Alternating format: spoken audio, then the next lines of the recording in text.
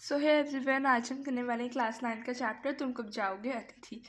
तो इसमें जो लेखक है शरद जोशी जी, वो बात कर रहे हैं कि उनके वहाँ पे मतलब उनके घर पे एक लेखक, उनके जो घर पे है एक अतिथि आ गया है जो 4 दिन से रुका हुआ है वहाँ पे। और वो जो चौथे दिन है वहाँ, वो उस चौथे दिन पे वो ये स्टोरी लिख रहे हैं कि मैं तुम्हारे मैं थक चुका हूँ तुम्हारा मेहमान नवाजियाँ आतिथ्य करके।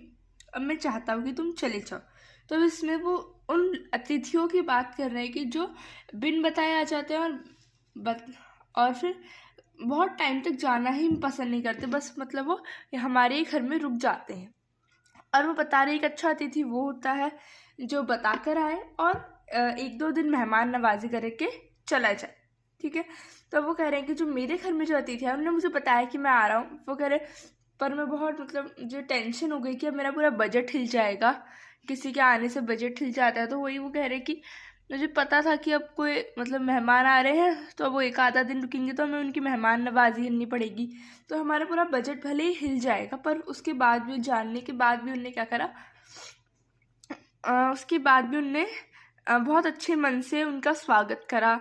2 सब्जियां बनाई, रायता बनाया, मीठा भी खिलाया उन्हें, ठीक है। फिर उनकी यही आशा थी कि अब जितनी मेहमान नवाजी हमने कर ली है उसके बाद ये चले जाएंगे, लेकिन वो गए ही नहीं।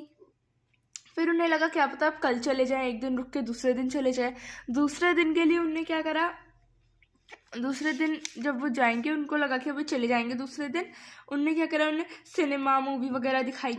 लेकिन अब वो कह रहे हैं अब बस तीसरे दिन अब मैं इससे ज़्यादा कुछ नहीं कर सकता हूँ, है ना। और वो कह रहे बस मैं इतना ही कर सकता था तुम्हारी आतिथ्य, इससे ज़्यादा मैं तुम्हारी मेहमान नवाजी में कैपेबल ही नहीं हूँ।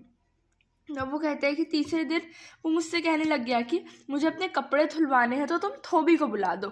तो एकदम से उनको बड़ा आघात सा हो जाता है, एकदम झटका सा लगता है कि है अब। फिर वो समझ जाते कि अब ये कुछ दिन और भी रुकेगा, बिन रुके तो अब ये नहीं जाने वाला। अब देखो उनके बीच इतना वो हो गया था कि कोई बात ही नहीं कर रहे थे। अब वो पहले वो कह रहे थे कि हमने बहुत सारी, पहले जब वो नए नए आए पहले दूसरे हमने बहुत बातें की, जैसे परिवार, बच्चे, नौकरी, फिल्म, राजनीति, रिश्तेदारी, पुराने दोस्त, परिवार, हर चीज़ की हमने बात करी। लेकिन अब हमारे पास बात करने को कुछ बचा ही नहीं है और बस ऐसा हो रहा है कि बस ये कब चले जाए यहाँ से मेहमान। अब वो बता रहे हैं कि अगर 5वें दिन भी ये नहीं गए तो अब तो मैं उन्हें थक्के मार कर क्या करूँगा, घर से बाहर निकाल दूंगा, या फिर मैं क्या करूँगा, उपवास करा दूंगा इनका ही। वो ऐसा सोच रहे हैं।